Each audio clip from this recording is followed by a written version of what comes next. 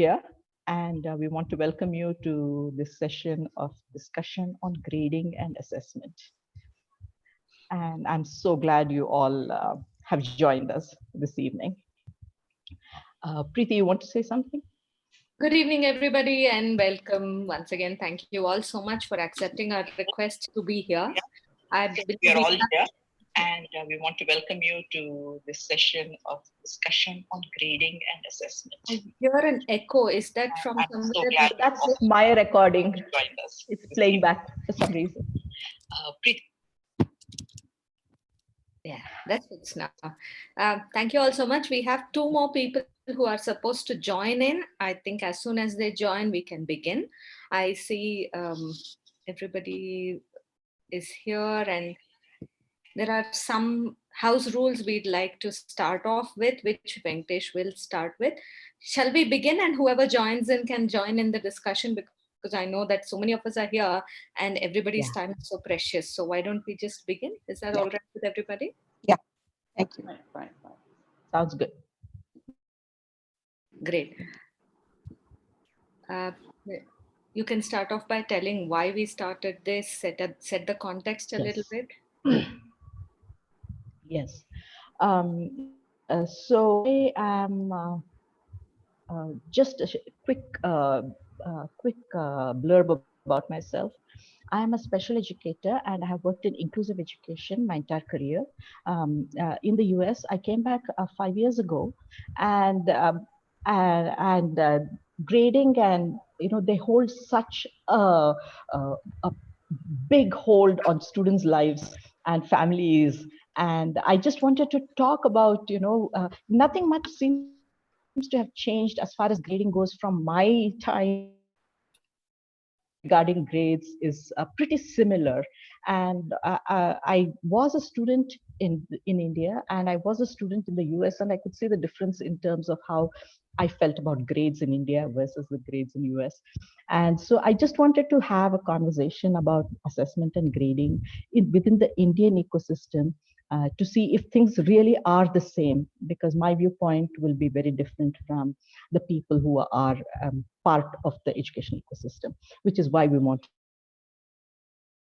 We have a student here with us, we have teachers, we have principals, and we have policymakers, and everybody in the ecosystem, parents, of course, or most of you are parents as well, I'm sure.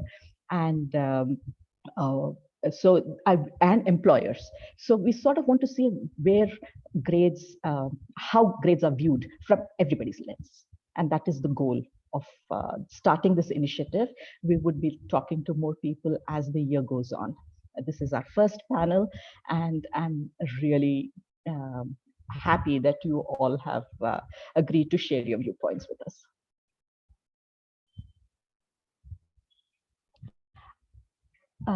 Preeti, would you like to go over the house rules a little bit about muting and unmuting, and how they can share, how they can speak when they want to? I know that Venkatesh is waiting to start next. So 3 organizations have come together and collaborated for understanding about grading and policies in India.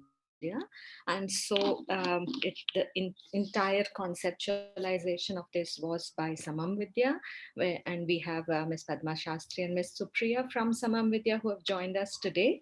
And they do a lot of work with teachers in many schools across the country. And so they are speaking from that perspective. I'd like to ask Venkatesh to come in here and talk a little bit about Huga Life. Then I'll talk about Life, which is my organization, and then we go into the introduction of all the guests. Venkatesh?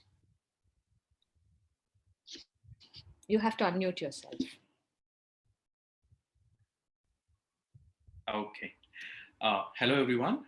Welcome to this amazing session. And the idea itself is a wonderful thing where we are here together to discuss about this. And I represent Huga Life, which is an organization dedicated to revive the intergenerational play. It's a specialist center for intergenerational play, which is nothing but a parent and a child can come together and then have good time and explore common interests. And so this is something which was there in our previous generation, which we are trying to revive at the center, which we have. And along with that, we work with schools at the 10th grade level for their life skills. And also we are uh, play practitioners and play therapists. We work on the developmental stages of a child 0 to 8. So apart from that, primarily what Huga is, it's a Danish word for happiness, and a happy country like Denmark has made it. So we intend to give back the power of resilience back to the next generation. And how we do that is to ignite the fire and to unleash the child in every adult. So that's a little bit about us. And this project really is very passionate and very close to our heart. So that's how all the three organizations have come together. Thank you so much. Look forward to hearing more from you all. And with regards to house rules, so Zoom meeting has a few hiccups in a way where if 2 3 people are unmuted or 2 3 people are talking together, the actual speaker's voice gets distorted. So in that way, we would want to have everybody on mute, and the control to mute and unmute will be with you all. And then later we can see how this goes. And at the same time, if you go to the participants, you have an option to raise hand. So where you can click on raise hand and then we would attend to you, we can chat. And there is another option called chat. There is an option to do private chat to all the participants over here, or you can send a message to everyone. So this is a little bit about that. And any other queries, you can just type it on the chat and then see how it goes. Thank you so much. And I'll pass it over to you, Preeti. Great. Thank you so much for that, Venkatesh. My organization is LIFE, that's Leadership Initiative for Educators. We try and bring initiatives, different ones which are pertinent to the industry of education, to the spotlight. So we've spoken in the past few years, we've tried to bring the spotlight on to play and the importance of play in education. And then we have also tried to bring the spotlight onto STEAM, that's science, technology, engineering, art, and math. Hopefully, this is our next big project that we'd like to continue taking forward. It's an association of people who are leaders in the field of education, who come together, share resources, share ideas, and have a similar way forward, right? So that's what LIFE stands for. And I think very many of you I have met during this journey of having started LIFE. Um, During this conversation today, we will be having some questions directed at some of the panelists, but it is an open discussion. So wherever you have some points to mention, please do raise your hand and just join into the conversation. So it has to be a candid, open discussion. I request all of you to just suspend politically correct answers and be honest in this discussion, because we are trying to trigger insight and information into the whole concept of grading. So a big request to all of you to please be as honest as possible. I'd like to introduce some of the panelists, and then I will pass it over to Ms. Padma for taking it forward with the other panelists. We are joined today by a very esteemed guest, Dr. M.K. Sridhar. So he has been a mentor and guide to me personally in my life, and he has inspired me to achieve whatever I have so far, and continues to inspire me. Dr. Sridhar has been a professor of management for most of his career. He has been in the field of tertiary education for over 35 years now, if I'm not wrong. He has been a member of, he was the member secretary for the Karnataka Knowledge Commission. He has been awarded the Rajyotsava Award, the President's Award, and so many more that I can't name in 1 hour. Um, and presently he is serving on the National Education Policy Drafting Committee, and it's very refreshing to see his take on education, because I know that he is a visionary. So Dr. Sridhar, thank you so much for joining here, and I very fondly call him Chikappa.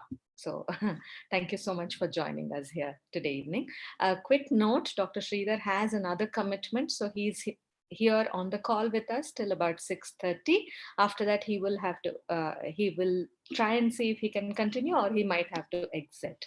So once again, a very warm welcome. Priya is yet to join, I believe. I'm trying to see. Um,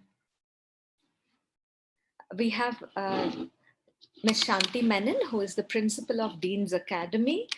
She has joined us on the call today. It is wonderful to have Ms. Shanti Menon with us. She is, again, a very progressive educator. I see the kind of vision she has for her school is fantastic. I know that she is very passionate about integrated learning space and she follows that at her school. And she has been a big supporter to life in all our initiatives. So a very warm welcome, Ms. Shanti. We are yet to be joined by a couple more people. I am going to move on to the next one. We have with us Savita Ravi, who is the founder director of Pramiti. A very warm welcome to Savita because she is, again, an exceptional educator and so progressive that sometimes it's hard to keep up with her. And her school is an alternative space which has created a beautiful nest for students, which has ensured that conceptual learning is fantastic at that school. And they have, I think, the child at the center of all learning that takes place. So it's a very refreshing view on education. And a warm welcome to you, Savita. If not for her, my son would be presently homeschooled. So otherwise, I have found a space which is so beautiful that Savita has created for all of us here. So a warm welcome to you, Savita. We are joined by Mr. Louis Dias, who is the principal of the Greenwood High School at Bannerghatta Road. Again, a very senior educator, very passionate. My few conversations with him have left me thinking that Greenwood is really lucky to have him lead them from the front. And with a new space at Bannerghatta Road, he has made sure that it has become one of the hubs of education in the south of Bangalore. I have known him for a few years now and I follow his work and very fortunate to have made his acquaintance. A warm welcome to you, sir. Thank you, Preeti. And we are also joined by Aishwarya Ahmed. She is the founder of Upturn Learning, a very close friend, a very dear friend, and sometimes even called my soul sister. So a warm welcome to Aishwarya. She has been in the field of learning and development, has worked with many corporates for over 17 years now. And now a few years ago, she founded Upturn Learning, which works with the parenting community. And it's all about building the community of parents and educators. One of their programs is called Digital Detox, and that's something that they are really passionate about to ensure that children have a space and they are able to detox digitally. So a very warm welcome, Aishwarya. Thank you so much for joining us. Thank you, Preeti. Pleasure. We are also joined by Sheetal Jetty. She is the founder of Chalk, which is a group of teacher training institutes. Again, Sheetal has been a very progressive educator. I would say that I've known her since the time that she was with other chains of preschools, and she's made sure that she has grown the preschool chains into quality chains. I would say that she has contributed to ensuring quality at many of these institutions. She Incidentally, when I spoke to her earlier today, and this was something I didn't know before I invited her, she has done a lot of research on grading policies in India. And so it will be very nice to hear her take on the grading policies that are existing in India and how they affect the different kinds of learners that we have. Sheetal is also the parent of a child with special needs, and I'm extremely thrilled with the work that she does with her own child. And she leads a support group for moms who are also having children with special needs. And that's a large part of who she is. So a very warm welcome to you, Sheetal, as well. Thank you, Preeti. I now request Ms. Padma to introduce the rest of the speakers. We are still, hello. Oh, yes. Thank you, Preeti. We are still waiting on a couple of people on this slide to join us. Right now, I would like to introduce Purva Watwe. She is a special educator who is working at Achieve right now. And she's been doing reading, remedial reading, and life skills at Achieve. She is passionate about education and she loves kids. And I can see her passion for working with kids. And that's why I would like her to have her input on this issue of how grading affects her students and her as a teacher. And the other person I would like to introduce is Preeti Padi. She is a teacher of younger kids at Kumarans, and she has a very spirited young son as well. She is very active and very involved in the field of education, and respect her, views on this point. And I would be interested in hearing what she has to say about how we grade younger kids and how it affects her as a parent as well as a teacher. And we're still waiting on the others to join us. So let us start, do you think? Would you like to introduce Anish? Yes, Anish. Venkatesh, would you introduce Anish to us? Sure. So Anish is a 10th grader and had studied at Maitri Vidya Niketan, a school which we work. And he was part of the life skills session which we had run in the previous year. And is in the right position right now in his life where he's graduating out of 10th grade. And as you know, grades matter at this time. And I thought it's the right time to talk about and invite him over. Welcome, Anish. Thank you, sir. Thank you so much. Good evening, everyone. But he doesn't look like a 10th grade. He's looking like the undergraduate.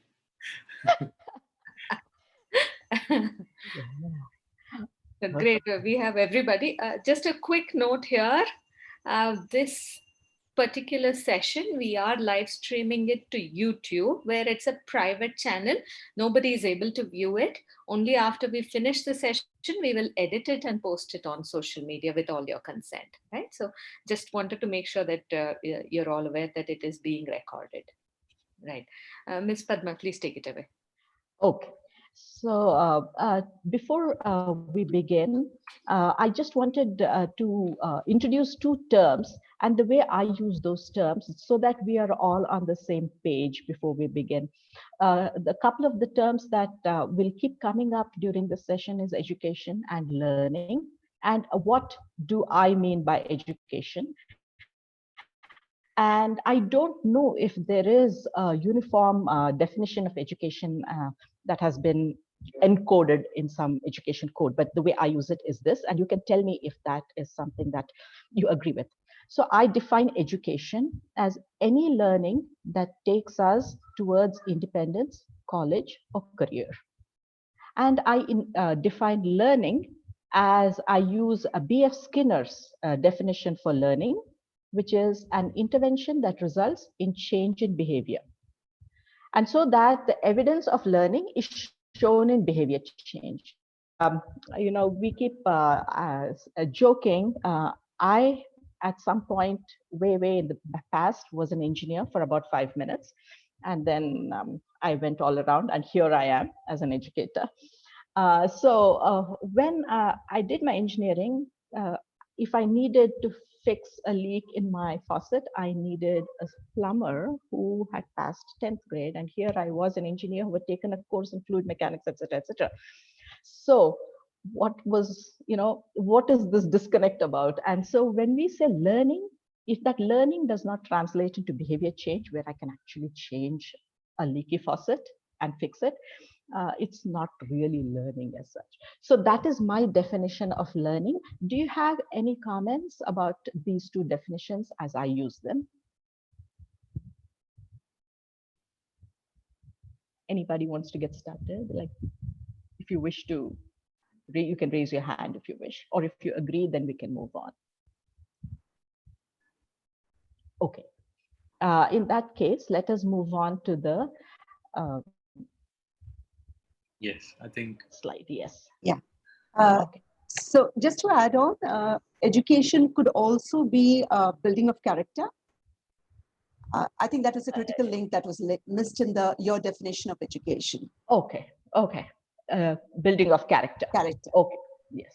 Because I have used it from the viewpoint of B.F. Skinner, who is a behaviorist. Okay. And yes, perfectly makes sense. Any other comments? I also feel, education is something which brings out the potential in everybody.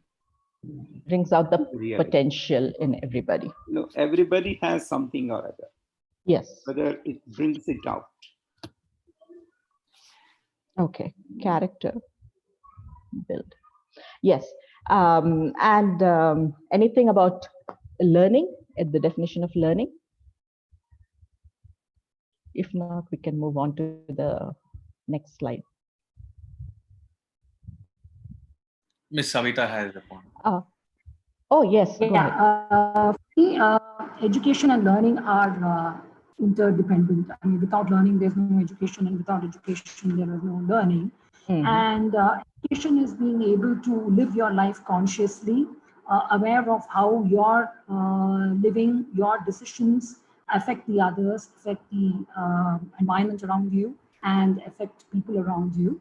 So I think education is about becoming aware of one's actions and being able to understand how important our decisions, our actions are in terms of living in harmony with others. Okay. Is there any formal definition for these two terms in some education code?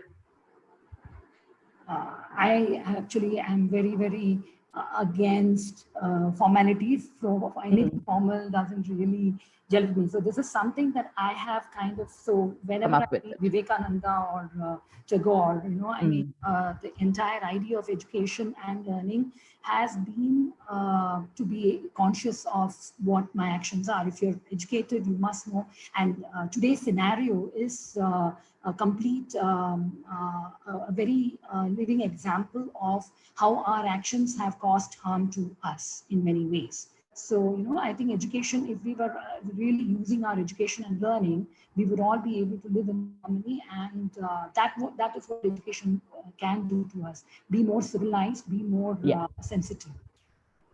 Yeah. I have a comment here from that says unlearning is as important as learning in today's world. Yeah, absolutely. Yes, that is very important. Now move on to the next question. Next point.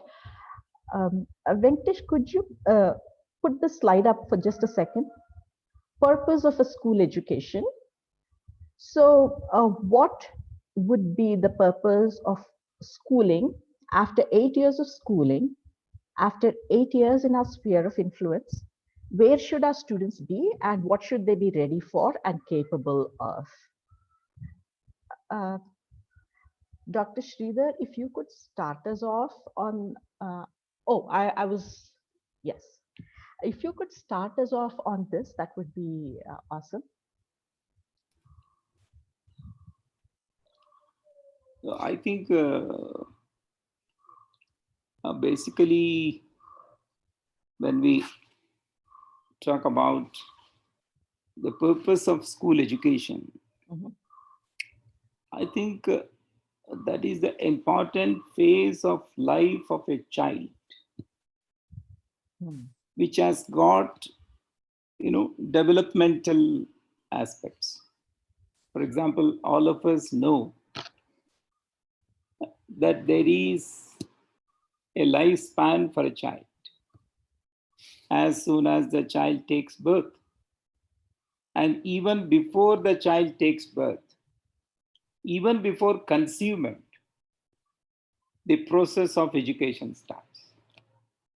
Even before conceivement, and during the process, and after the process. So therefore, we also have scientific and other evidence that normally the child, as and when it completes few years, there will be particular development. whether it is motor skills, whether it is cognitive skills, whether it is, all kinds of things. But generally, it is said by the time the child reaches 6 years of age, 85% of the development of the brain would have taken place. It may vary the range, maybe 80, 78, things like that. Second thing is also the literacy skills and numeracy skills. They're the two very important things that will contribute to your development. So what I feel, the purpose of school education is to lay a very, very firm foundation for the development of the child in the initial years and subsequently. How the personality happens, how you explore it, how you unfold it. Later on, you are only following it up, that's all. Up to the age of 6, 85% of the cognitive brain development happens. So how do you safeguard that to start with and to follow it up subsequently? This is what I personally feel. Thank you. Preeti, are you trying to say something? You're muted. Sorry, I unmuted myself. Probably when we say school education, I think Dr. Sridhar spoke about the importance of the preschool education. Maybe it's for everybody here that when we are referring to school education, it is up to 10th grade. And maybe when we talk about assessments, it goes on even into secondary and tertiary levels of education also. So probably you wanted to mention about the purpose of school education being at the end of, say, 8th grade or 10th grade. What do we want the children to be ready for? What I meant was, primarily, let me clarify. First, it has to lay a foundation for the original personality of the child. Yes. The foundation. Then the remaining part, whatever number of years you are talking about school education, that has to follow it up and strengthen and contribute. That's what I mean. I would at this point also like to ask a student. I believe, I thought I saw Prajwal who joined.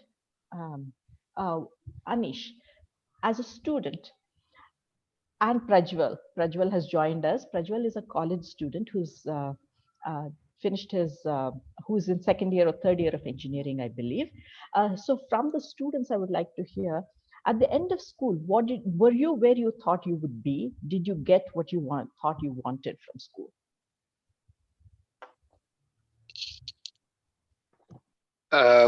Yeah, I think. Anish, go for it. Hello, everyone. Prajwal is okay. Yes. I think, yeah, definitely, I did get what I want. Could I get a more clarity on that question? It is just a question of, at the end of 8 years of schooling, where we want our students to be, what do we expect that they would know? And I'm asking the students here, do you think did you think you got what you wanted from school in order to successfully move forward? I was in an ICSE school, and as per ICSE syllabus, we had a lot of things and a lot of topics that were covered back in school before we entered 11th and 12th. So from my view, when I entered 11th and 12th, I had a lot of topics that were already covered before in school. So I think that made it really easy for me to understand PU and get through it, because Okay, I had so all of that. Yeah. That's good. What about you, Anish? Yes, by the end of 8th standard, I feel that I had what I wanted actually, but was not very happy with school because I couldn't understand some of the things. And it was only when I come to 9th and 10th standard, I started understanding much better. And that made me, like 10th was my favorite. That was when I learned a lot of things, explored new things, and understood the real meaning of schooling and importance of it. So you both were bound for college and you felt ready for college. Is that accurate? Yes, it's accurate. I'm Okay. ready for college. Okay. I saw a raised hand. I'm sorry. I was just scrolling through the screen and I saw somebody's That hand was raised. me. I'm sorry. I just butted in. Oh, We've been oh, discussing academics. I'm sorry. Is it okay for me to yeah, talk at this point? absolutely. Yeah. We're talking academics when we're talking to both the children. Yes. I think schooling has a lot more to offer than just academics. Because academics can be done even as homeschooling. Like Preeti said, her child could have been studying at home if she hadn't found a school like Savita's. So there's something much more that a school offers than just academics. The whole ability to be able to be part of a huge social setup. So team building, problem solving, all of it comes into building skills in a child. And this forms a basis for the child's character, which I'm going back to, and his being, so that when he steps out into college or anything further than school, he's already partially trained towards it. The school milieu really does give them a lot more than just academics, therefore. We have three more hands raised, Miss Savita. Is it okay, Padma ma'am? Yes, absolutely, absolutely. The Yeah. whole point So, of yeah, so sharing I ideas. completely agree to what Shanti just mentioned. I want to just give a little bit of, when I was in school, eighth standard or even ninth standard, I was completely confused as to why I was being taught things that I was not at all interested in. And when I was in grade 5, I wanted to become the prime minister of the country. And I was wondering why I'm not given more. And I expressed that to my teacher, and she just laughed it off. I was wondering why I was not given more sessions on history, civics, why I was forced to do more sessions on the most important subjects were math and science, which I was not at all thinking what would be useful to me. And this continued throughout my education. And till today, I have not understood why I learned what I learned. But then, yeah, I mean, as a teacher today, I really wished I had paid more attention to my science teachers at that point of time, because then I could have taken science also for my children today.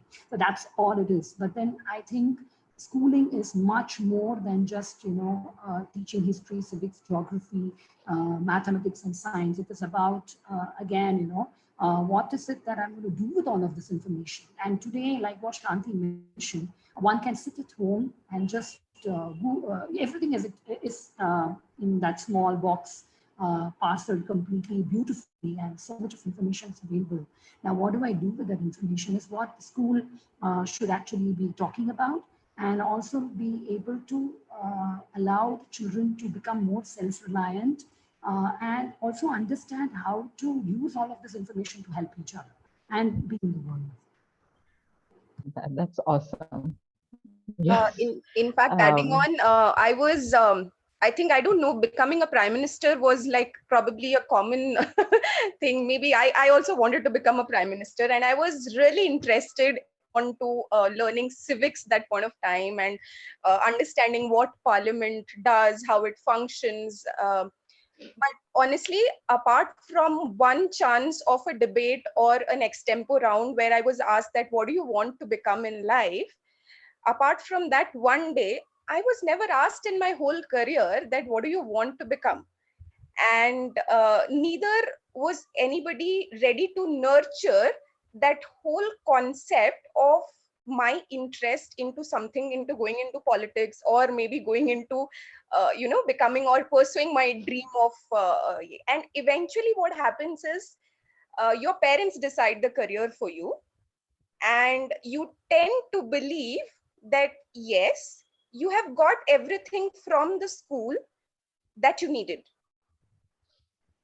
So I don't know, that probably it was a complete perception which was absolutely built around, or it is usually built around a child, and the whole thinking process is diverted from the parental perspective towards what they want in life.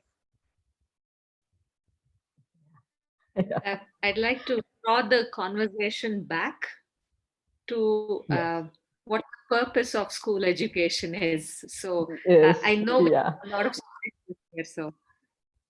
Let's close this particular question with Dr. Sridhar. He has his hand up.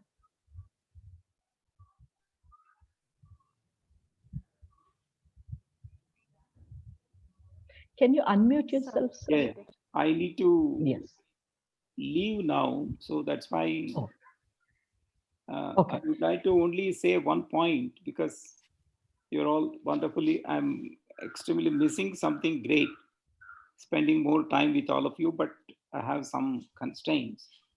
But only thing what I would like to leave behind and say is, all of you may be aware that India is in for a national education policy, and being a person part of that, let me assure you that the entire issue of assessment has been addressed very much in that policy.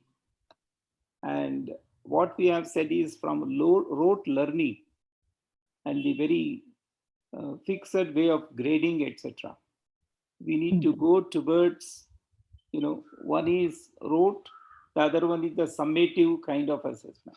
All put together, you try to judge somebody at some point of time. We want to get into formative assessment on one hand, and also trying to incorporate the critical skills like critical thinking, analysis, and things like that. So that's what we have a whole lot of one particular chapter, 4.9. It is a policy point number 4.9 in the page number 111 in the original policy document. The entire thing is discussed. So you can have a look at that. But what I would like to say is, the policy is going to happen the next few weeks, possibly, once the lockdown is lifted. Maybe then I think the broad principles will be laid. And if we can work backwards, how do we develop that kind of system at our level, at the individual level, at the institution level, and at the system level? I think that will be a good, it's an opportunity for all of us. All of that, what we are talking, when there is a policy happening, it's a right opportunity to hit and try to do what best can be done. With this, I'd like to take leave from you. Thank you, Preeti and others, Padma and others. Thank you very much. Thank you so much. Thank you for joining. Thank you, sir. Thank you for joining us. The policy that you have mentioned and look at the document, and maybe that will give us a little bit more in-depth understanding. And we would like to work closely with making sure that the implementation part also is as you have visioned it to be. So we'd like to work together on that. Thank you so much. Thank you. Thank you. Bye-bye, everybody. So we have 3 more hands raised for this. If we would go to them or continue. Sure, let's keep it really short, because now we are really getting into the grading. This is kind of like the background setting for getting into the grading questions. So yes, Mr. Diaz.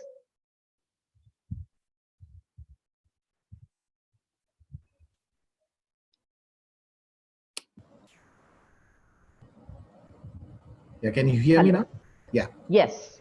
Yeah, in fact, I think Dr. Sridhar put it very succinctly, that with the new education policy and assessments taking a very front role in that, we really need to understand where we are on this. I'd like to give a little analogy, and it perhaps comes from the school background itself, because sometimes as a principal, we spend more time putting out fires and transport than worrying about education. And it's around that is transport for schools or is schools for transport? And I think a similar question can be asked about assessment and grading. Is the school running for grading, or is it the other way around? And I think if we are clear about this, a lot of perspective takes place, and we know where we are heading. I think Dr. Sridhar's comments were absolutely spot on. Okay. Thank you. Yes. Um, Preeti, you wanted to add something? Myself, right? Something? Two Preeti is here. Okay. Um, yes, Padma. Yes. Actually, I just want to continue a little bit of Sridhar sir's staying, being a kindergarten teacher, I have seen many schools also grade for the kindergarten. And whereas he was mentioning that this is the age when we look into consolidating the child's learning, like the child should come here to prepare himself, prepare the foundation. So somewhere I feel most of our schools have also considered kindergarten into the grading system. So somewhere I'm not very convinced about this factor, and I feel this period should be allowed smoothly, at least till 8, because it by 6 to 8 the child would have developed language by gross motor skills. He is ready. I think we should consider looking into refining his foundation, rather than coming into a judgment. That's what I feel. So actually, we are going to have a discussion point on preschool grading later, a little bit later okay. in this evening. So we will talk about it more in depth. It's a very important point that you have brought up. And I believe at this point, as well, she's my teacher, Nehru Fulbright Scholar, and currently in Canada, and she's joined us from Canada. And we are just going to move into the next question. And do you want to show this on the screen, Venkatesh? So we are going to starting with assessment. A scenario. This is a kid who has recently come into an English medium school, and he has an attention disorder, let us say, and he fails a science test. So what are we going to conclude? Does that indicate that the student has not understood science, that the student could not read the test because he's come to English medium recently, that the student couldn't sustain attention because he has some attention issues, or that the student couldn't write fast or well enough? What is the conclusion we can come to when a kid fails a science test? And that's the only data point we have at that point. And we can move to the next section. Venkatesh, we can move to the next section on this. Yes. So did the test measure science knowledge, reading skill, sitting tolerance, time management, writing skills, or memory? So, Dr. Ramnathan, how should we approach this?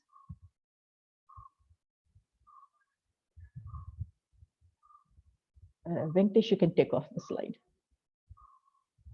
I think she is muted. Is she muted? Can you hear me? Yes, I can. Okay, great. When we think about what, if we're talking about ADD, do we know what ADD is? Does teacher know that? It's not that you can't test an ADD student. There are different factors that play into that, like you said, about being able to sit, being able to read. I'm sorry I wasn't in earlier, connectivity problems. But the other factor that we need to look at also is things like time of day.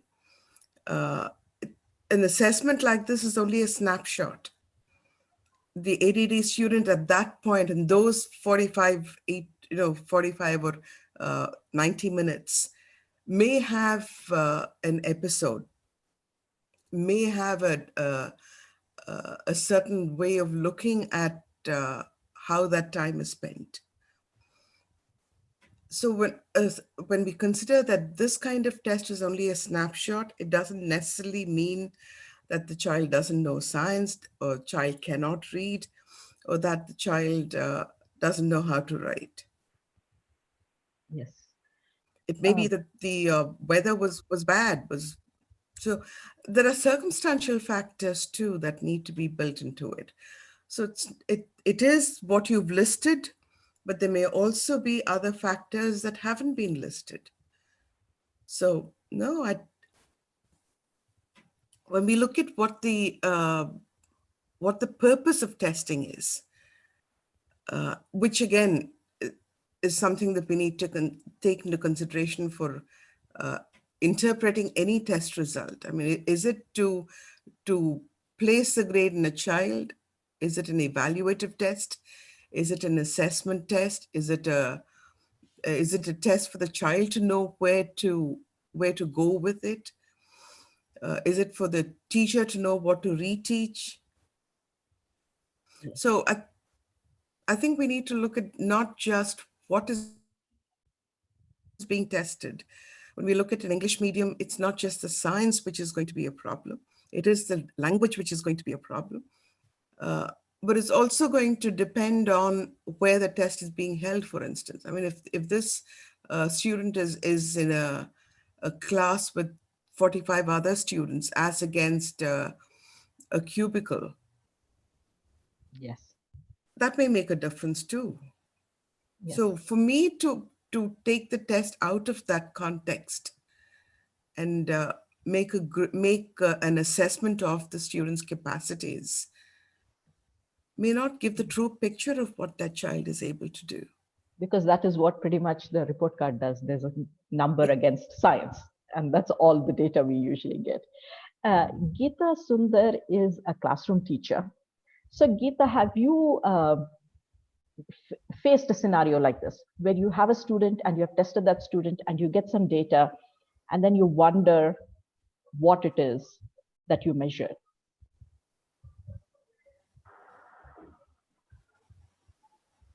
Hello, can you hear me? Yeah, yeah. I can hear you. One second, because I'm trying to connect it with computer laptop. It's okay. Oh, okay. Connectivity issues. Yeah. Yeah. So you saw the scenario, right? There's a student who has failed a Yeah, science that's test. true. There are many cases. Yeah, I've seen the scenario. Yeah. Does it there happen are in many your class? students who are suffering more like this because we didn't. Yeah, definitely. Many a times because children comes from various backgrounds.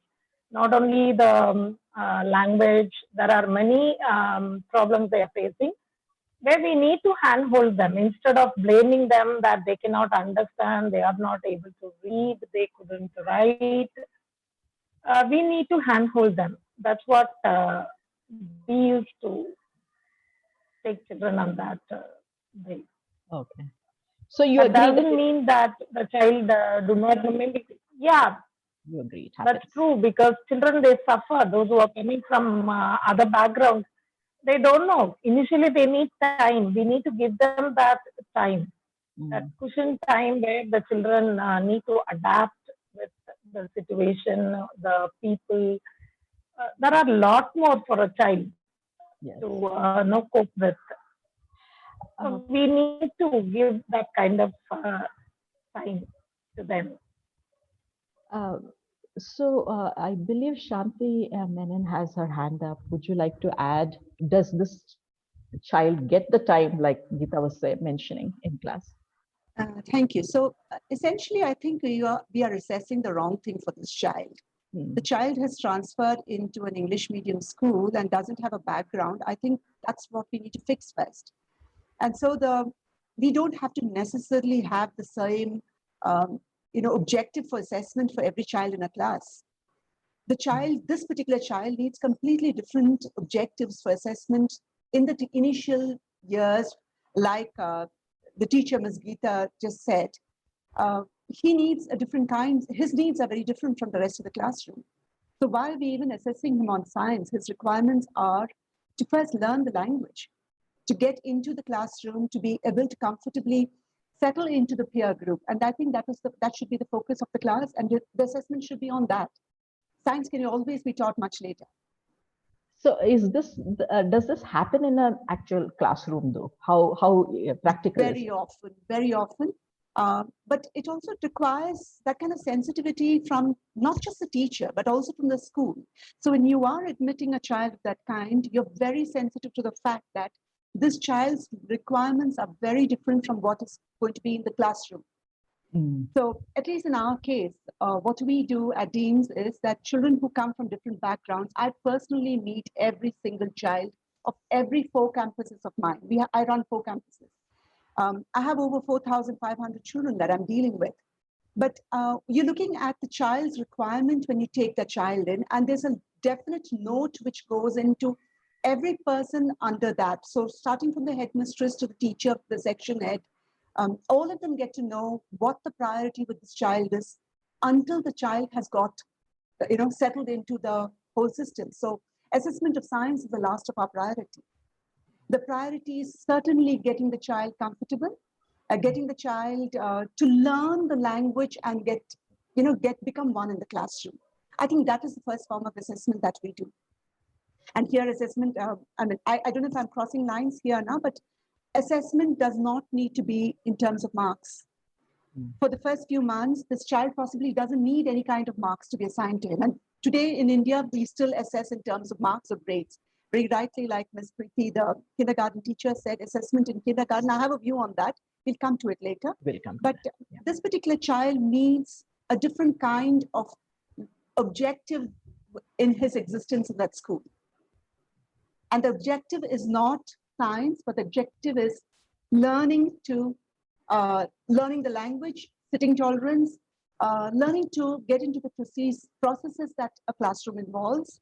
Those are the kind of things that we will probably assess them on. And I'm sure in 6 months' time, the child understands and starts settling in because somebody is hand-holding him through this process. Yeah, thank you. Ms. Sheetal J, you have a hand up. Would you like to add? Yeah, being a mother of a special need child, obviously I do understand that, how it is taken up. Now, honestly, now at this point of time when a child is not, it's very new to an environment, the child needs to be, obviously Shanti ma'am has already covered up a lot of points into it. So the child definitely needs to be comfortable into the environment first. The teacher needs to understand individual need of the child rather than giving a test paper and assessing the child that whether the child understands science or not. The child understanding the environment, understanding the classroom, understanding sitting, understanding friends, that's much more important to that child that point of time, rather than assessing the child where the teacher doesn't even know the child that what knowledge level or what level of intelligence the child is in. So I don't think judging a child at that point of time would make any sense.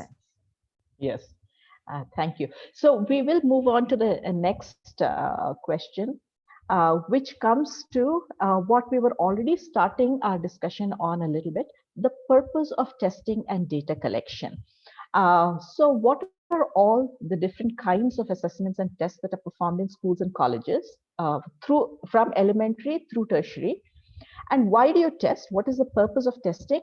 And what kinds of other data do we collect other than marks? Do we think it is important to invest time in collecting and understanding this data? Venkatesh, yes, thank you for sharing that slide. So these are the questions that we want to sort of spend a few minutes on. If we can keep our answers within under 2 minutes, then we can have a couple of different viewpoints on this.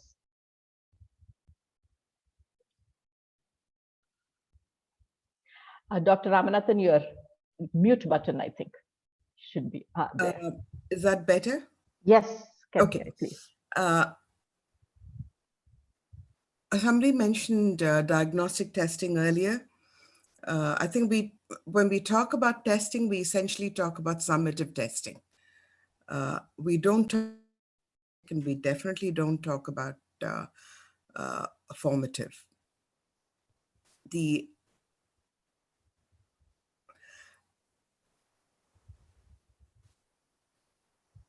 most of the time in a school, we don't do diagnostic testing because that needs to be done by the teacher, usually to understand what needs to be done next and why something wasn't understood. And I'm talking about the US schools, not just Indian schools. But to and diagnostic testing, if it's going to be formalized, needs to have the teacher needs to have a much clearer understanding of what should be taught and why it should be taught and how it is learned. Using a paper pencil test is very different, and we get very different results as when we get performance, for instance. So when we do a performance, what are we testing for? So the mode of testing makes it difficult sometimes to do a diagnosis, because then you have interference, and you have data that you really don't know how to interpret. The summative testing is easier in a way because it's more traditionally done. Formative testing becomes more difficult than summative because it does need to, it takes into consideration what students know, not merely what they don't. And most of the time with summative testing, we are taking points away rather than giving points. It's a negative marking system that we adopt, not a positive one. And then that is always setting the student up for failure. It is, I'm giving you points for what I'm taking points away for what you don't know and what you get wrong, rather than identifying what the student knows. So I think if we are really going to look at the purpose of testing, which should be what students know, we need to begin with formative testing. We need to begin with diagnostic testing to see what and why they haven't understood. And summative testing shouldn't be high stakes as it is now, nor should it be. And in Indian schools, when we do monthly tests and weekly tests, and you have students sitting up and not really. This happens in the US, where we have the annual tests in the 3rd grade, for instance, and students they're not happy with it and they don't perform very well. Yes. So I think given those 3 kinds of tests and given the modes that we use, which is primarily written paper and pencil, none of that shows what students know. So if we're looking at a purpose, we need to begin there. Yes. Thank you. Purva, what way you have your hand up? Would you like to add to that? May not add to that. She is speaking at a level which I will not reach. I'll just like to, yes.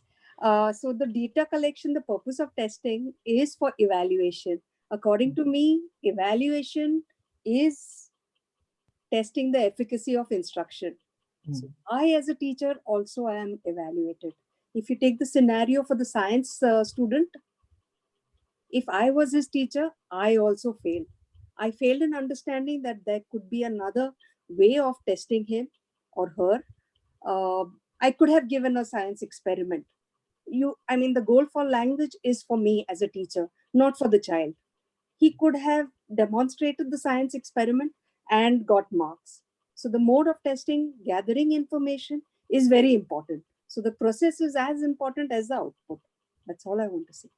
Thank you, Purva. That was nice. Preeti Vikram wants to say something.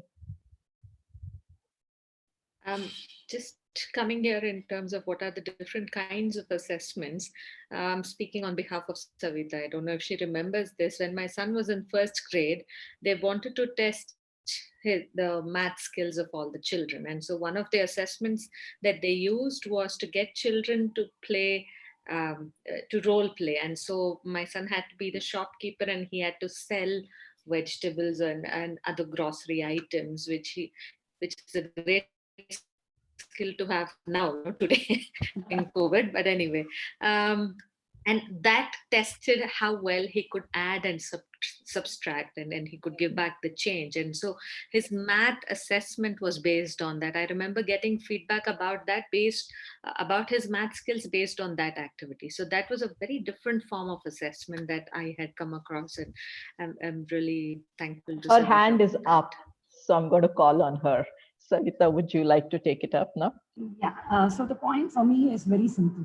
Why do we have only written assessments? And even the oral assessments that we do are so, I'm sorry to use this word, but so stupid. We ask them to recite a poem, learn a poem by heart, and then recite. How does it even matter whether the child remembers every line of the poem if the child has understood the poem? In fact, thanks Preeti for bringing this up. But in Pramati, what we do is the final exam is nothing but a final project. And the project is not something that, it's not called a project, it's called exposition. And the children basically are putting together, the final exam is nothing but an exposure. Children are putting together all the experiences that they have had through the year and presenting it to parents, to guests, to the teachers, and to everybody else who is around.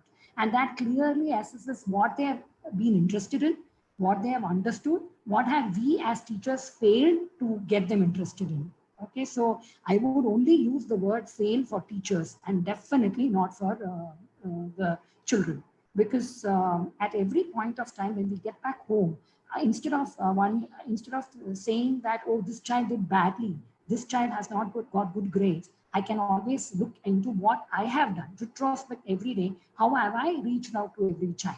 That is what I have to say about assessments. And I think the entire assessment system needs a makeover. I don't know about the other countries. Of course, I think even in when I lived in the US, it was the same system that was followed. Yes, thank you so much. Thank you. I'm just going to go to the next scenario now. So we're moving on to report cards. So a student you know to be a consistently strong 85%er, you know this student, you know this kid is a consistent 85%er, a B grade or an A grade or something like that, suddenly has 59%. So what are you going to think? Your first instinct that this kid, something happened over the past term, just went poof, or do you know instinctively that the report card, there's something wrong with it? So my question is, if it is that easy to overrule report card data just with your gut feeling, what exactly is the utility of the report card? Why do we value it so much? Anybody wants to come in from a parent lens with this? As a parent, your kid comes home with a report card. What is your gut reaction to the marks? Yes, Aishwarya Ahmed, please, your hand is up. Yeah, hi. My answers sort of combined for the last two questions and the current case that you've just brought up. Very interesting thoughts by every single person I was just nodding all the way, when I think Sheetal was talking and when Dr. Ramanathan was talking, I was just nodding all the way. So couple of things. I think one thing I want to say, and I think Sheetal would be able to understand, I'm a mother of a special needs child and a neurotypical child. So I get to see two worlds, so to say. And I think I've transitioned from the neurotypical world into the special needs world when I had my second child. It's so unfortunate that neurotypical children love to be treated like special needs children. You know what I mean? They like play based assessments. They love occupational therapy. My daughter loves every single thing that my son does. He's a special needs child, but it's so unfortunate. A neurotypical child does not get such a beautiful assessment like a special needs child. My son gets a preferential assessment, a play based assessment. He gets to, do so many fun things. So my point is, it's so sad that somewhere in the space of education, the neurotypical children are not treated specially. You get my point? So it's so sad that they crave for play based assessment. They want to do a gamified simulation. They want to do pretend play. They want to do role play. And here we are saying, please narrate, please go ahead and do this, please explain, describe, say it in a few words. These are the words she gets. So my point is, but again, coming back to my gut feel about this whole report card scenario, um, it is also the culture. I think that there are three different three C's I want to talk about as a pillar to all these discussions. We are not living in a world where content is king. We're living in a world where context is king. So every single thing about education should be about context going forward. And the second most important thing, and again to the report card question, is the culture. What has been fed into, what is culture? I think one of the best lines I've ever heard is, culture is what most of your people are doing most of the time, right? So as a culture, if most of us most of the time are looking at a report card to assess this person, what do? When we grow up later, it's pretty much the same thing, right? We end up gauging people by their LinkedIn profiles, don't we? How many of us really know a person more than the LinkedIn profile sometimes, right? So it's the culture. We do that most of the time. So it's us. So if I react to or respond to the report card in a certain way, that's the system tomorrow. But so I think it has to do with content, context, and culture, even put together. And the second important point is, let's treat neurotypical children like special needs children. They love it. So Thank you. that's my second input. I had a point, Padma ma'am, if I Yes, can jump in. absolutely. Okay, so working with special needs has always been a, uh, something close to my heart when I look at the progress, the inch or the micro progression what the child makes through the facilitation, and then going according to the speed and the need of the child, and designing the curriculum. And you should see the glitter in the eyes of the parents. And then I often wonder, when I look at the neurotypical children, when I go to the class 10th grade and 80 kids and 40 and 40, 40 there, and then I hear a lot of friends of mine who say, I hear that it's always a comparison ball game. I always feel that, was it a sin that this child is born neurotypically? That he is subjected to all these comparison and all these things. So it's always like that really sparked this thing with me, Aishwarya, that why do we look at things the moment you're a neurotypical, you entrust everything. Sometimes your dreams are unfulfilled, you dump it on them and live through them. Yeah, sorry, go ahead, man. I'm a special educator, so I always say, what works with a child with special needs works great with everybody. So, I would use that with everybody, any strategy that I come up with. I also, for this particular question, want to talk to the students. If you take a report card like this home, how do your parents react? Anish, Prajwal? So yeah, when I take my report cards home, my parents give me a positive reply. Like, there is nothing like, why have you done this? They just say, you've done good, just do better, try doing better next time. Stay Okay. good to teachers, and that's all. Concentrate on classes, be friendly Mm. to teachers, and get all your doubts clear with them.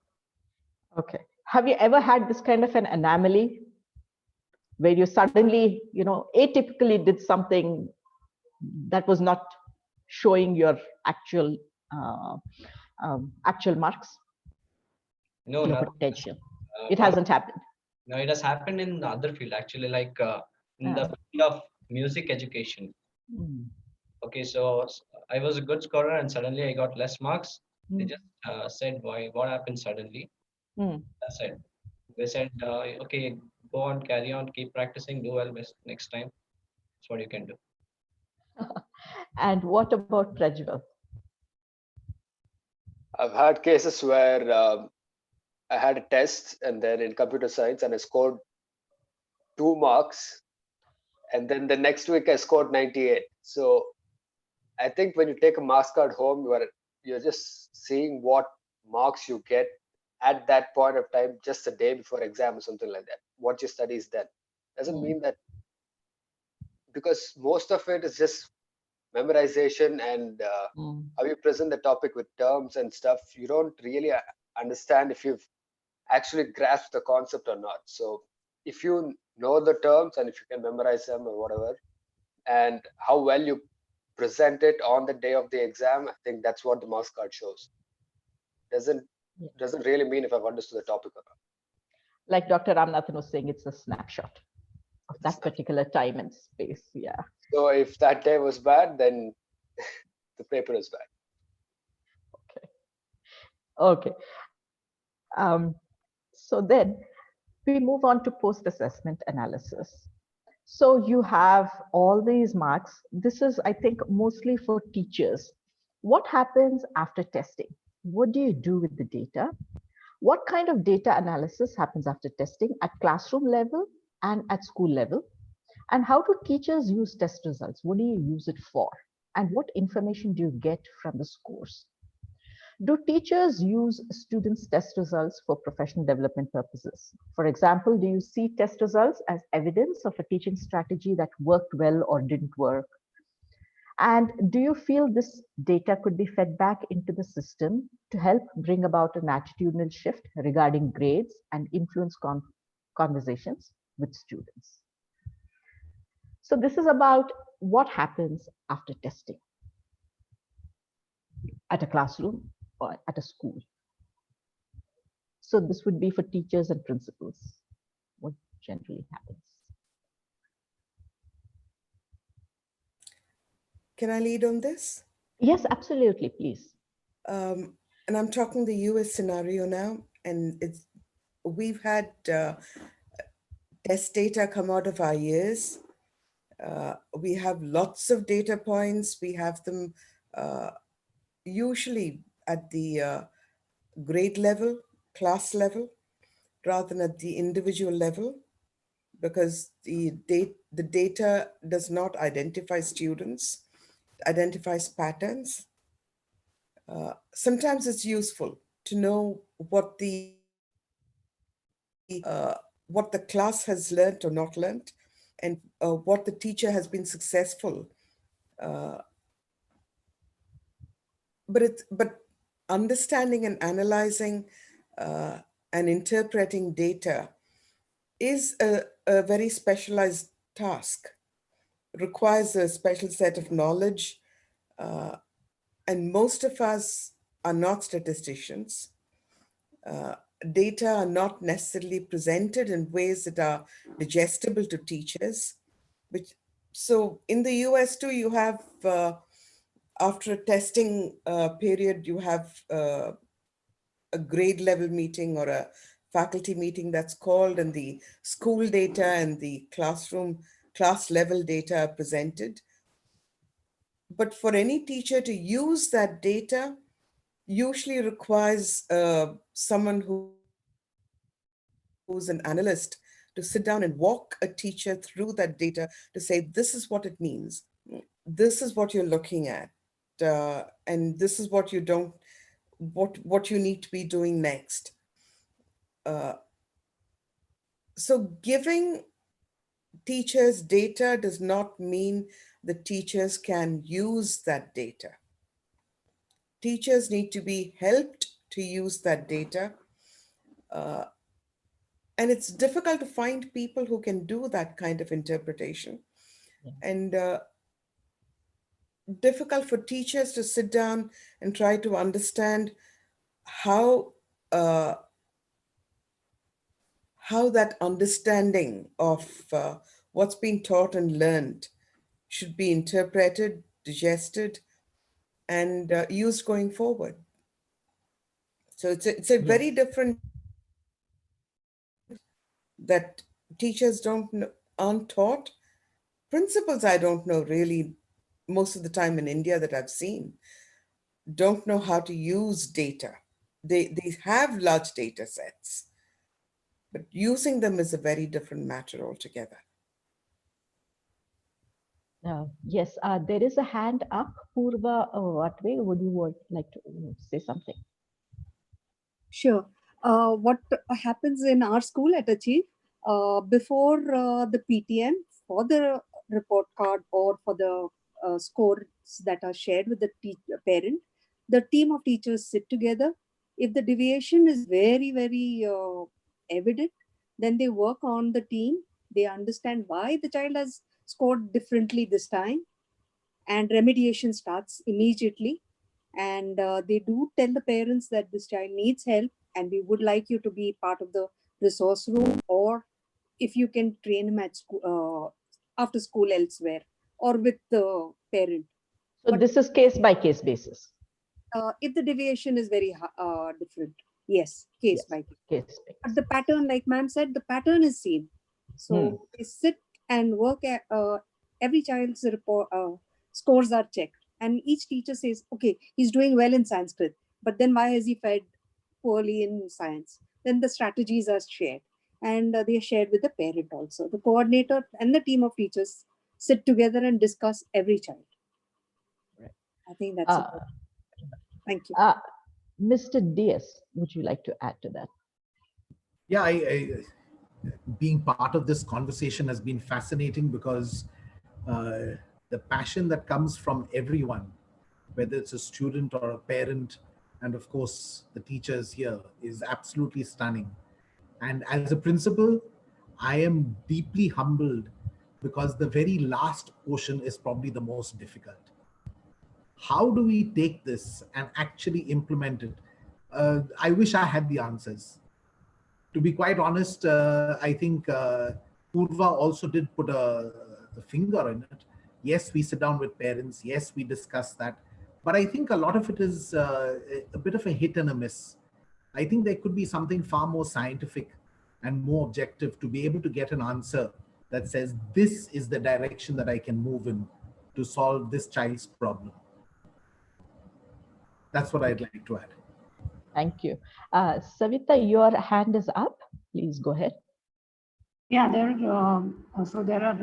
is this space which we had, me and my husband had encountered during our quest about assessment. So it's called Educational Initiative, and they have done a lot of work in terms of understanding how to interpret data that they get from children's assessment. So they are developing tools. I mean, they've still not done anything major there. But what I would like to add is it is important that in every teacher's training that is available, see, I've done the Montessori training, I've done the traditional Indian BA, I have not done the BN. But the CIPDL, the IGCSE training and all of that, the Cambridge training, none of them really talk about interpretation of data that is received from any assessment. You know, I mean, as a teacher, we are not even supposed to probably know that according to all these institutes that carry out the training. So what is the point in having the assessment? If we don't know how to interpret what is the data that we are getting from the assessment. So I would really, there will be a shift. There will be a shift only if these things are plugged into the teacher's training, rather than just focusing on how to get the children to get marks. That is not the important factor. It is more important to understand why the children are faring in the way they are faring. So a simple thing that I would like to also urge principals and teachers to do is talk to the children, right? I mean, talk to the learners. So in our class school, we had a scenario where all the children had done really to use the cliche term, badly in Hindi. So we went and spoke to the children. They're just second graders, okay? I mean, who probably gave all blank papers, blank books when the teacher decided to assess them out of her own will. So they said that we just cannot sit in her class because it's really boring. She doesn't play games with us. She doesn't make it interesting. We don't understand what she says. First of all, we don't understand the language. So the assessment, the data is very much there. So the whole point is, what do you get from this data? You need to completely relook at the entire way you're teaching your children. So it is the way you take this data, and this is very simple data that I'm talking about, but there is so much of complex data that is available when you are assessing children. And that is something that we don't know. None of us know how to interpret the data. So that's where it is. Thank you. So we have two speakers, and after that, we'll move on to the next topic. And we are sort of getting close to the end here. Geeta Sundar, you wanted to add something, and then Supriya will close with Supriya's comments on this particular topic. Go ahead, Geeta. This regarding this data, actually what we will do is we'll do along with the children the error analysis. See, in one subject the child might have scored well, but the same child might have scored very less in the other two subjects. So what we do before publishing the data or before deciding that child has got less mark and any other comments, we do error analysis with the children. After completing every test with the children, we will do, and we will come to know whether the child has committed mistake or the teacher, whether the teacher needs to change the strategy or the child could not understand the concept. So that's interesting. By making that error analysis, definitely we'll do each and every test, and then we will find where the fault lies, whether with the child or with the teacher. If it is with the teacher, then the teacher need to change the strategy. If child has some problem, then we need to talk with the child. Why you were doing so well in all the other subjects? So what is the difficulty? What difficulties are you facing in this particular subject? So we will talk one-to-one and then we will recover that child from that. So I just would like to add on like this. This is what we used to do in our school. Thank you. Supriya, you want to close this particular topic? Yes. So I think I can take from where Ms. Geeta Sundar left it. Assessment is like a feedback to teachers saying that, where am I going wrong or where am I falling short or where I could do better for students. So all of us try to change our teaching and learning methodologies. But how many of us try to think about, I need to change my approach and behavior and perception towards a particular child. So I'm arriving at types of data that we collect. Do we collect perception data in Indian schools? We have demographic data, we have achievement data where we see, okay, children come from these demographic pockets or these kinds of families, single mother family or single parent, cultural background, we collect that. And we collect achievement data that says, oh, so-and-so child is above average, average, below average, or gifted. Other than that, how many of us collect perception data? This goes back to what you were saying, Aishwarya and Reddy were talking about. So perception data is how a child perceives the perception of his teacher about him or her. How am I viewed by my teacher? Am I viewed as I'm a capable child? I'm an able child? Am I a good child? And that does really play a role when a child is performing during your assessments. And how many of us work on that perception data? That is very. And yeah, following the work of Victoria Bernard, that's what she talks about. Perception data is so important, but most ignored. And we don't take feedback from that perception data of, was I being slightly biased, or was I stereotyping a child? Also, this brings us, Padma, to a Pygmalion test, Rosenthal test, that says a child performs better or worse depending on how the teacher views him or her. If Padma is my professor and she thinks and believes in me during the assessment that, yes, Supriya, you can do it. I know you'll crack this test. And I think that gives me a little bit of confidence to do the test better. And it is proven in Pygmalion test, Rosenthal test. So I do believe at some point education system has to work on collecting perception data and being mindful about it and being aware of it. Yes, we are coming really close to the end, but I am going to call on the two people who have their hands up. If you can quickly give the add to it. Sheetal, you want to get started? Yeah, so coming to this point, I just want one question to be raised, that does a child need to be good at all the subjects? I guess no, because sometimes before I just read a WhatsApp forward, which was very appropriate, that I have 8 different specialized teachers for 8 different subjects. So how can I be specialized in every subject? Now, obviously, coming to perception data, we need to also analyze that what the child is looking at, the child's interest. Hence, the data should be always child-centric. And if a child is really doing good at one subject, I think we should have the child to pursue his dreams or his interest level or inclination to be persuaded. I think that's my take. Thank you. Yes. Shanti Menon, would you add to that? Yes. One of the things that I think data should also lead to is teacher development. So a lot of times when we are analyzing data, and again, it's a very rudimentary method of doing it. We're just comparing data of student performance and arriving at gut feeling of certain things not going right in certain classrooms. And therefore, of course, then the only way to follow up is watch the classes and then decide on what can be done to enhance the teacher's skills. So that's a very definite direction that data can lead us to. And that's very critical for a child's later learning too. Yes. Thank you. Thank you.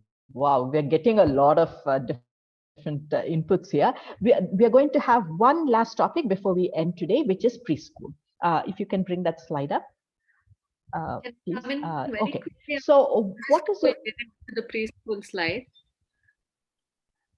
Can I come in very Yes. quickly about data? Yeah, sure. On a lighter note, what we use data for, we all know. What we shouldn't use data for is publishing it anywhere, especially these big full-page ads which come about 10 standard results and then posting it on our notice boards. That's what we shouldn't be using data for. So anyway, moving on. Important point. Thank you. Yes. So if we can get to the last preschool topic, what is your view of assessments and grading at preschool and early elementary grades? Do preschool kids and early elementary students need to be assessed for grading purposes? Are any other assessments needed for this age group? And at what cards justified? Above what grade level do you think homework and graded homework is reasonable? So I believe we have a couple of people who work with the younger kids. I know that Preeti works with the younger kids. Would you like to get started? We'll have like 2 or 3 inputs here and then we'll wrap it up. Great. Having worked with younger children for the last 16, 17 years, I think one thing we've learned is that no two children are the same. So it makes no sense for us to give standardized testing especially in the early childhood level, right? So in our preschools, we observe children, and our entire assessments is about whether the child is reaching those milestones that are typical for that age group, rather than about whether whether the knowledge or the information, etc., is being understood and correctly received by that child. And so it's a lot of in-depth observations that happen, and not any form of grading that happens in our preschool. So, and I think it's children are not ready to be graded probably up to the age of about 8 minimum, I'm saying. I think up to the age of 8, we need to be teaching children to collaborate rather than compete, because the minute you get into grading, it's only becoming competitive. And so at the age when they're supposed to learn about collaboration, it's important that we don't get them to compete, and then then the collaboration is really dead, isn't it? So in our preschools, we follow the EYFS system, which is the early years framework from UK, and we analyze the child on 7 areas of development. And so each area, we observe the child during 3 terms, and each child is observed at least about 3-4 times in a month, and the teacher will make notes. Based on her notes, it's translated into the different statements we have in our observation scales, and those are then finally understood, and it's a continuous assessment. That means that a child is assessed on a continuum, observed on a continuum, and not necessarily at that age group. So his, say for example, the reading skill might be at 3 years, but his writing skill might be at 2.5 years. So the child is assessed on a continuum, and we ensure that we are challenging the child at where they are. So it's really summing up all the things that we've been discussing so far. So it has worked really well because we are able to showcase the learnings that have happened, and more importantly, understand what the child requires and understand the child much better. So that's what we do in the preschool. I mean, that's what I feel we should be doing in the preschool. Padma, you're muted.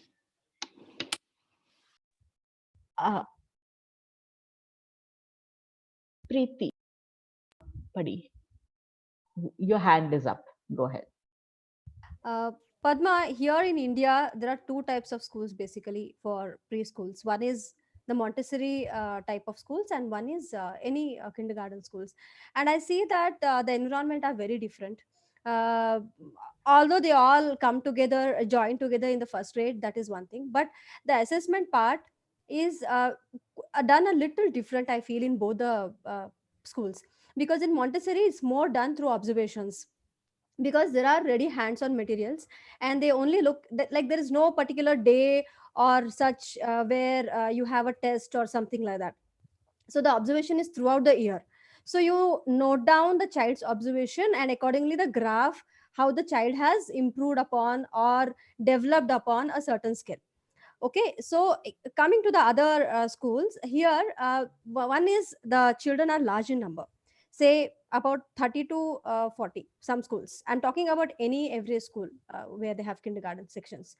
The most minimum is 25 also. In the classroom type of schools, the movement is restricted, so they can't move on. So the teacher can observe based only on either language development or the numerical ability or the understanding, like following the instructions. Many time at UKG level, the blackboard teaching is done, whereas in Montessori it is a little restricted because they are more into working on the materials. uh, Only for the transition and just to bridge to move to the next grade, they do blackboard teaching in Montessori towards the end. But in the classroom teaching of different types of schools, the blackboard is there. So here the gradation parts comes, you can't do it completely on the observation. So whatever is a written thing, or developed based on that, the observation is done. And also they have a standard statements, like whether the child is independent or the child can follow the instructions. Based on this, the gradation is done.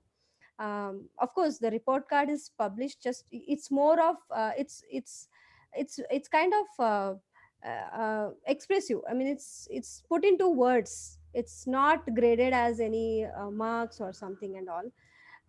But what I have observed is the child who starts in the beginning without any of these skills will somehow be struggling to develop, and we are too early to grade them at that time. So here the child takes a time to develop. So these children, as they move on into later grades, you can see a tremendous change in them, how they are. So you can't completely judge just based on the skills which are still underdeveloped. So I feel Yes. allow the child, give the time to develop completely. And This not is too grade right early. away. Yeah, yeah. Too early. Sheetal Jati, you want to add something? Yeah. So the child right now needs development at its emotional quotient, its social quotient, and the most importantly, the play quotient. Play, play, play, which is absolutely ignored in preschool levels. The most important things, or the most important, or the only one thing which the child should do at a preschooler level is to play. And believe me, they learn everything through play. There will be learning differences, and learning differences are good, believe me. Because if we do not have learning differences, then we are raising robots. So there has to be learning differences. Gradation in at this point of time, at preschooler time, is just criminal.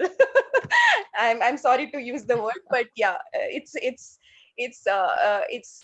the kids should just be left to do unstructured play. In fact, I mean, they need to explore things by themselves, play, develop emotionally, socially, and have lots of fun at that point of time, specifically at preschooler grade. So, but preschool kids do get our report card. See, honestly, if you ask the gradation, I have been working into preschool industry from last 17 years. I have met parents who actually come and, they fight that why my child has got 2 stars instead of 3 stars. You know, last assessment cycle she got 3 stars, and why this time only 2 stars? I was like, oh my god, really, are we worried about 1 star Yeah. at a preschooler level? So the more at this point of time, because there's a lot of Google aged parents who are there, the information which they find it on Google, and they come back with the questionnaire and the half of the knowledge, which actually bounces back on the child. So burdening them with the grades at this point of time is actually not right. at all advisable. Learning differences definitely should be there at this point of time, and in fact at all points of time. I'm talking about every point of time. I should have a learning difference from my husband should have a learning difference from his colleagues. I mean, everybody should have a learning difference, otherwise we are just robots. Yes. Sorry, I was supposed to leave, but I really want to say one last thing before leaving. I've been saying bye on the chat to all of you. But I couldn't agree more with Sheetal, and I'm heading back because, again, I had to head back for my son.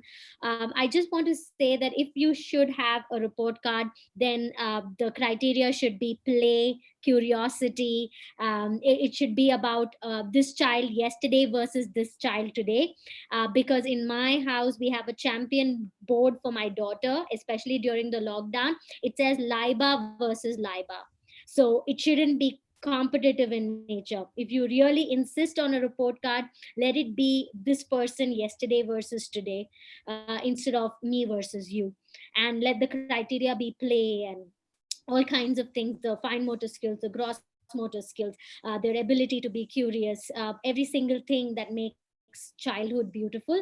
And one very important thing I'd like to add is a parents as teachers program, because for all the change that you want to make, the parent should be tuned in. And the moment a parent thinks like a teacher, it makes a huge difference in the child's life. Today we have two parents staring at the phone, busy thinking about their next con call, their next Zoom call, their next webcam, their next whatever. So I think it's important to anchor parents as teachers and reset the criteria and make it yesterday versus today than me versus you. With that, I'm signing off to go back to my son, but I love this group and I love the interaction. I can't thank you enough, Preeti, for thinking of me to be part of this group. Thank you so much, Padma, lovely host. See you all. I love each one of the thoughts that came through. Thank you for logging in. Thank you very much. We are just going to take, we are over time already, but I have two hands up. If you can quickly wrap up, then we can finish the session today. Savita. Yeah, for me, I completely agree with Sheetal. I think at that age, it's more important to, even if you're having even though we talk about Montessori being a very hands-on and a very material-based approach, there also the kind of reports that are produced is she's mastered this, she's a beginner in this, I mean, there are tick marks given for all the presentations that are given. And I really do not understand why that is required. I mean, it's at the end of the day, and then you make something out of it. If she's not done cylinder blocks, she's done pink tower. Why didn't she do cylinder blocks? So there's again comparison, and there are doubts in the child. Maybe she doesn't like the look of the cylinder blocks. She likes the pink tower better. So there's a comparison there. And Montessori never created these materials for the the reason that for the way the report cards have been designed today. And I completely agree with the Aishwarya that observation, inquiry, the ability of the child to communicate what the child is thinking, the ability for the child to express his or her needs in a group is what we need to look at, and not about whether the child has completed cylinder blocks or pink tower or whatever, or writing ABC, even for that matter. So I completely do not agree to grading system in any grade for that matter, but definitely not in preschool. Thank you very much for all your thoughts. So we had a little bit more, but we are going to conclude at this point. We'll truncate the show and we will catch up later with more points. So today we talked about the guiding questions. Today was what was the purpose of testing and how do we use test results? And is the report card a useful tool? And are we assessing what we mean to assess? So these were the broad ideas that we talked about today. And we'd like to develop these further in future panels. And we want to get into grading policies. This will be in future sessions. Venkatesh, if you could go to the next slide for a second. Yes. So how do we do the policy and differentiation when it comes to grading and assessment? Is there a policy that you already have as a school or as a department or whatever? And how much latitude is there in implementing the policy? And what kind of differentiation and accommodation scaffolding happens? And how much, are there objections when it comes to pushing the boundaries of policy? And these are things that we will explore in future sessions. So can we come to the last slide now?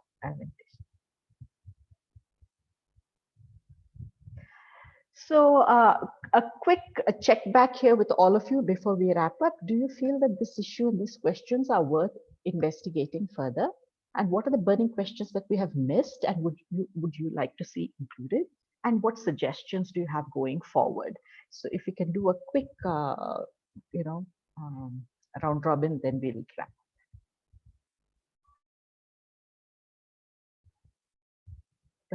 You can remove the slide, Venkatesh, so that we can see the people now. Yes. Anybody wants to share any ideas for going forward? And if these questions are worth pursuing further. And which questions would you like to see going further?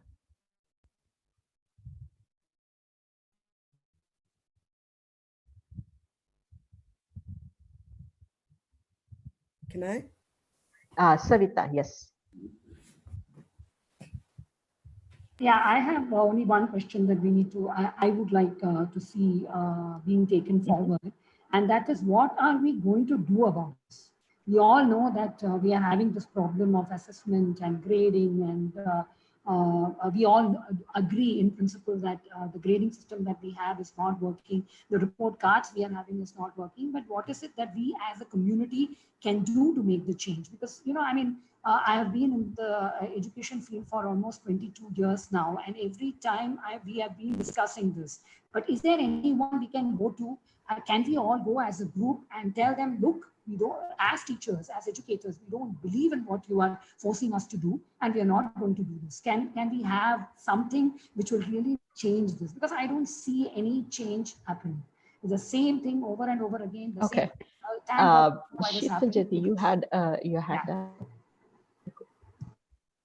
yeah, very similar thoughts to as that of Savita, that is there an alternative to a grading system? And so is there a feedback system which we can just give it across to the parents, or maybe a mentorship program rather than a grading system? So what are the different alternatives rather than just judging a child for what he is doing at that point of time, or completely giving the entire blame onto the child that yes, you didn't do well? Is there a parameter that the schools can take it over and understand the teachers, what kind of training they need, what kind of mentorship program can be given across to the teachers with limited number of children, or a gurukulam system kind of thing, where a complete system was dependent on the guru, and the students never had a CGPA or a GPA or a SGPA, rather than they were known through their teachers. So I have been watching Mahabharata right now.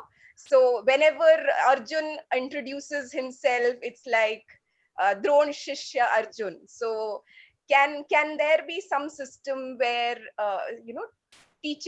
great teachers make great students kind of thing, rather than knowing ourselves by CGPA and GPA and all those rating systems? Thank you. Purva, what way? We will wrap up with you. Go ahead. Thank you. Thank you. We need to sensitize, I think I'm talking very tall. We need to sensitize the community at large. If I get good grades, good marks, I get good admission in good colleges. My parents also pressurize me to study well. So it's the parents, the universities, the community at large, which doesn't have to give so much importance to grades and marks. The children are the ones who are getting it. It's not just the teachers. So we all, as a community, like we are talking about special needs, we need to sensitize awareness and bring about. I mean, we need money for a livelihood. We need to earn money. So does a student need to earn marks? But how far do we take that? And till which grade can we say that we don't need grading? And then when can we introduce? A lot of things have to be put in, and parents have to be brought in also, because there's a lot of pressure put by the parents, which is understandable but not acceptable. So we need to look at it as a community. Thank you. Thank you. Preeti, you want to wrap up? So just to bring in, I think many of us are talking about the way forward. Bringing you back to what Dr. Sridhar addressed right at the beginning, the new education policy, the national education policy is drafted and it's in discussion right now. And in a couple of weeks' time, it probably will get implemented. A couple of things that really excite me about the national education policy. Number one, the word play for the first time has been featured on a policy document at the national level. So I think that itself is a big breakthrough when it comes to the education system in India. Again, I see that in the national education policy, a lot of importance has been given to early years, which has been missing so far, right? So after about 35 years, when they have revisited this policy, the early years, which till now was under the Ministry of the Women and Child Development, has now been moved as per the recommendations of the NEP. It has now been said that it will come under the education department. So finally, we will have some funds allocated to the early years. So I'm really excited about that. But most importantly, I see again and again the language in the national education policy is about child-centric education, and they are talking about it not just at the preschool level.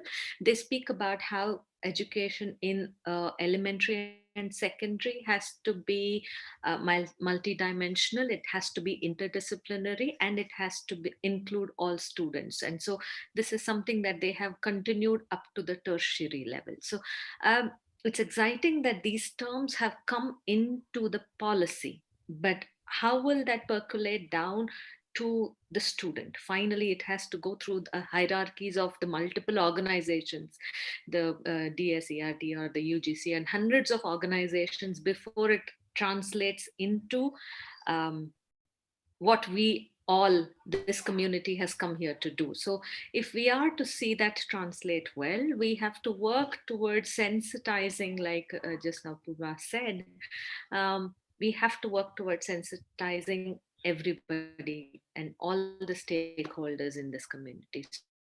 So since you haven't had the chance, please do look at the national education policy and read up about it, because the more we support this kind of a progressive policy, the more it will benefit all of us. So please do take a look at the policy.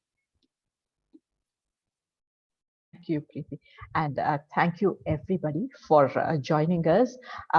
It gave me a glimpse into, how people view grading and assessment.